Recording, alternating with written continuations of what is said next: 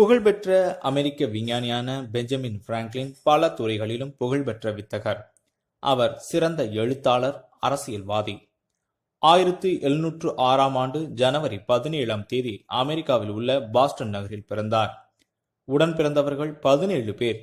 தனது 8ஆம் வயதில் பள்ளிக்கூடம் சென்ற இவர் 2 ஆண்டுகளே கல்வி பயின்றார். பிறகு தந்தை நடத்திய மெழுகுவர்த்தி கடையில் வேலை பார்த்தார். அந்த வேலை பிடிக்கவில்லை. சொந்த முயற்சியால் பல நூல்களை படித்து சிறந்த எழுத்தாளராகவும் சிந்தனையாளராகவும் ஆராய்ச்சியாளராகவும் உயர்ந்தார். மின்சாரம் பற்றி பல ஆராய்ச்சிகள் செய்தார். இடி மின்னலின் போது காற்றாடியை பறக்கவிட்டு மின்னல் என்பது மின்சக்தியே என்று கண்டுபிடித்தார். மின்னலிலிருந்து கட்டிடங்களை பாதுகாக்க இடிதாங்கியை உருவாக்கினார்.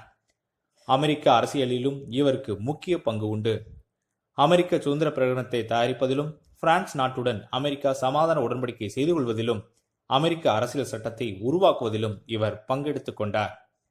அமெரிக்க சாதனையாளர்களில் ஒருவரான பிராங்க்லின் தனது 85வது வயதில் மரணமடைந்தார்.